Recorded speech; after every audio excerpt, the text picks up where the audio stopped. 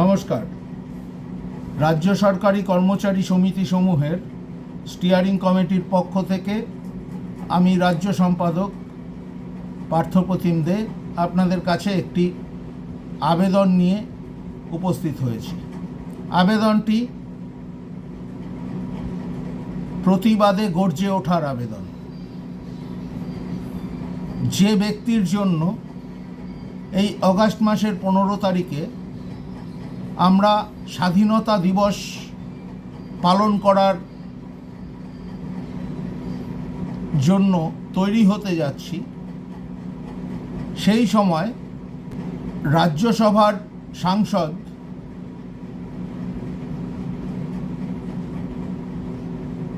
নগেন রায় মহাশয়, যিনি নিজেকে স্বঘোষিত রাজা বলে পরিচয় দিয়ে থাকেন, এই গণতান্ত্রিক দেশে রাজতন্ত্র কবে প্রতিষ্ঠা হলো, পুনরায় প্রতিষ্ঠা হয়েছে আমার জানা নেই।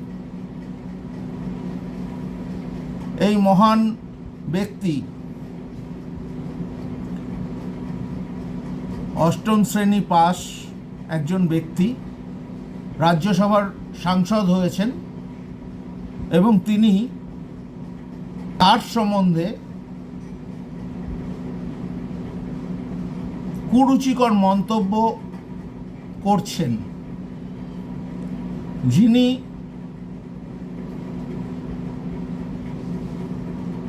তার জীবনের সর্বস্ব ত্যাগ করে ভারতের স্বাধীনতার জন্য নিজের জীবনকে একরকম উৎসর্গিত করেছেন। একরকম বললাম এই কারণেই এখনো তার অন্তর্ধান রহস্যের উন্মোচন হয়নি। নেতাজি সুভাষচন্দ্র বসু সেই ব্যক্তির নাম। সারা বিশ্বে অনেক নেতা আছেন, নেতাজি একজনই আছেন বলেই বিশ্ববাসী মনে করেন। সেই নেতাজি সুভাষচন্দ্র বসুকে অবমাননা করে এবং এই এআই এর মাধ্যমে সামাজিক মাধ্যমে যেভাবে কুরুচিকর সমস্ত ছবি পোস্ট করা হচ্ছে নেতাজির বিষয়ে, এর বিরুদ্ধে আমরা মনে করি সারা ভারতবর্ষ তো বটেই, পশ্চিমবঙ্গের বাসী হিসাবে প্রত্যেকেরই কর্তব্য প্রতিবাদে গর্জে ওঠা। এই প্রতিবাদের ভাষা শালীনতা বজায় রেখেই আমরা একটি প্রতিবাদের পন্থা সকলের জন্য নিয়ে এসেছি। সকল কর্মচারী বন্ধু এবং পশ্চিমবঙ্গবাসীর কাছে এবং যেখানে যেখানে নেতাজি অনুরাগীরা রয়েছেন তাদের কাছে আবেদন, এই অগাস্ট মাসে, এই মাসেই স্বাধীনতা দিবস আমরা পালন করতে যাচ্ছি আর কদিন পর।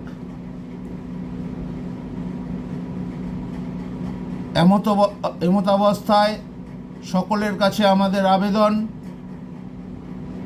আমরা একটি প্রতিযোগিতার কর্মসূচি ঘোষণা করেছি। সেই প্রতিযোগিতায় সমস্ত নেতাজি অনুরাগী, দেশপ্রেমিক, জাতীয়তাবাদী মানুষদের অংশগ্রহণ বিশেষভাবে কামনা করি।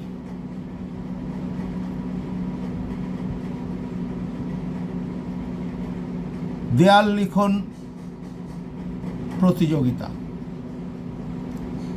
আপনার ভাষায়, আপনার মনের ভাষায় শালীনতা বজায় রেখে দেয়াল লিখন প্রতিযোগিতায় অংশগ্রহণ করুন।